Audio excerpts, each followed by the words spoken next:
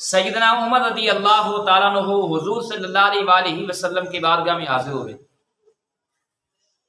اس وقت حضور صلی اللہ علیہ وآلہ وسلم دار ارقم میں تھے۔ ابن ارقم رضی اللہ عنہ کے گھر میں حضور صلی اللہ علیہ وآلہ وسلم آپ کے صحابہ چھپ کر اللہ کی عبادت کرتے تھے۔ طویل واقعہ ہے حضرت عمر رضی اللہ کے اسلام لانے کا، اختصاراً میں عرض کر رہا ہوں۔ حضرت عمر رضی اللہ عنہ جب حضور صلی اللہ علیہ وآلہ وسلم کی بارگاہ میں دار ارقم میں حاضر ہوئے، حضور صلی اللہ علیہ وآلہ وسلم نے پر جلال انداز میں فرمایا، اے عمر کدھر آئے ہو، کیا ارادہ ہے؟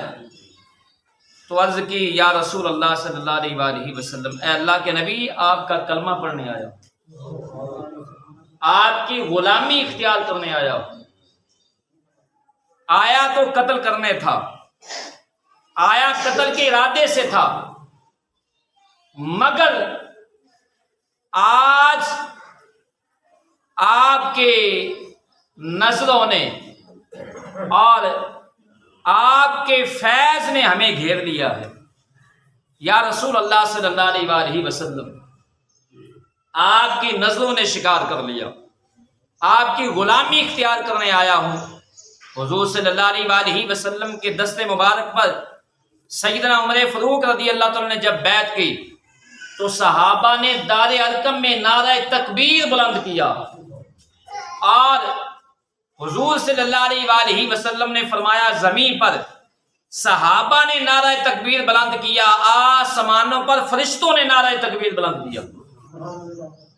اب جب سیدنا عمر فاروق رضی اللہ تعالیٰ نے اسلام قبول کر لیا، نماز کا وقت ہوا، صحابہ نماز پڑھنے لگے، تو حضرت عمر رضی اللہ تعالیٰ نے عرض کی، یا رسول اللہ صلی اللہ علیہ وآلہ وسلم، کیا ہم حق پر نہیں ہیں؟ کیا آپ حق لے کر نہیں آئے؟ آپ حق کے ساتھ نہیں ہیں، حق ہمارے ساتھ نہیں اور ہم حق پر نہیں ہیں؟ حضور صلی اللہ علیہ وآلہ وسلم نے فرمایا، عمر کیوں نہیں؟ تو سیدنا عمر فاروق رضی اللہ تعالیٰ نے عرض کی، یا رسول اللہ صلی اللہ علیہ وآلہ وسلم، پھر آج ہم یہاں دار ارقم میں نماز نہیں پڑھیں گے، آج ہم بیت اللہ کے سائے میں نماز پڑھیں گے، تاکہ کفار مکہ کو یہ بتانا نہ پڑے عمر نے اسلام قبول کر لیا ہے۔ ہماری عبادت کو دیکھ کر، ہماری نماز کو دیکھ کر کفار مکہ سمجھ جائیں عمر اسلام لے آیا ہے، عمر نے ایمان قبول کر لیا ہے۔